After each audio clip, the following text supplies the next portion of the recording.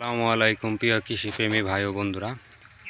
আজকে আমার মরিচ গাছে স্প্রে করব, দ্বিতীয় স্প্রে মানে দ্বিতীয়বারের মতো। গাছের বয়স 20 দিন। প্রথম স্প্রে করেছি আমি অডোস্টিন, এটা কার্বেন্ডাইজিম গ্রুপের অটোকপকয়ারের ওষুধ। এটা প্রথম শ্রেণীর ছত্রাকনাশক। এটা মরিচের গুঁড়া পচা রোগের জন্য ভালো কাজ করে এবং ছত্রাকজনিত সমস্যা। তো মরিচের প্রধান সমস্যাই হলো এই আগা কুকড়ে যাওয়া, মাকড় জনিত সমস্যার জন্য হয়, সাদা মাকড় বা লাল মাকড়ের জন্য। আর একটা হলো এই গুঁড়া পচা। তো এটা গুঁড়া পচার জন্যে। আর প্রথম স্প্রে দিয়েছি ইমিটাফ, এটাও অটোকপকয়ারের। আজকে দ্বিতীয়বারের মতো স্প্রে করব। দ্বিতীয় স্প্রের জন্য পোকার উৎপাদ একটু বেশি, এর জন্য স্প্রে করব নাইট্রো, এটা অটোকপকয়ার বাংলাদেশ লিমিটেড। আর সাথে সাদা মাকড় এবং লাল মাকড়ের জন্য ডিল, এটা জ্যাংবা কোম্পানির কীটনাশক। গ্রুপটা হলো অ্যাবামেটিন। ভালো ভালো অনেক কোম্পানির এই গ্রুপের ওষুধ দিতে পারেন, সাদা মাকড় এবং লাল মাকড়।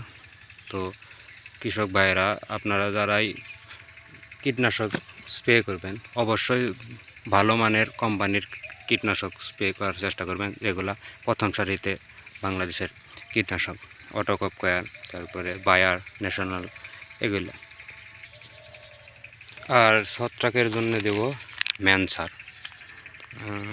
এটা নাফকো কোম্পানির। উপাদান হলো 12% কার্বেন্ডাইজিম আর ম্যানকোজেব 65%। এটা ছত্রাক। কার্বেন্ডাইজিমের কথা বললাম যে গুঁড়া পচার জন্য। আর ম্যানকোজেবের মধ্যে আছে 15% জিঙ্ক। এটা গাছের চেহারা উজ্জ্বল রাখবে ভালো।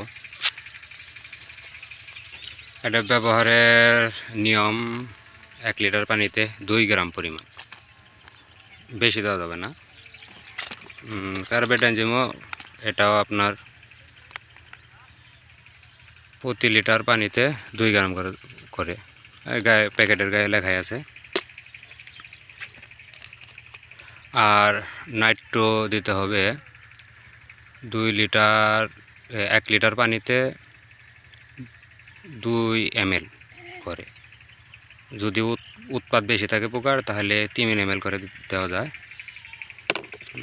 আর ml মাপার জন্যে ওষুধের কৌটা ব্যবহার করতে পারেন। এটা ml এর মাপার জন্য, তরল বিশ্বের জন্য ভালো মাপার ভালো কৌশল আর কি।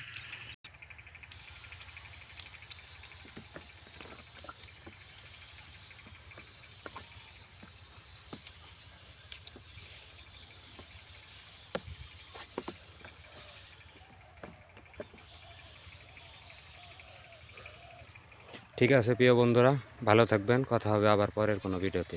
আসসালামু আলাইকুম।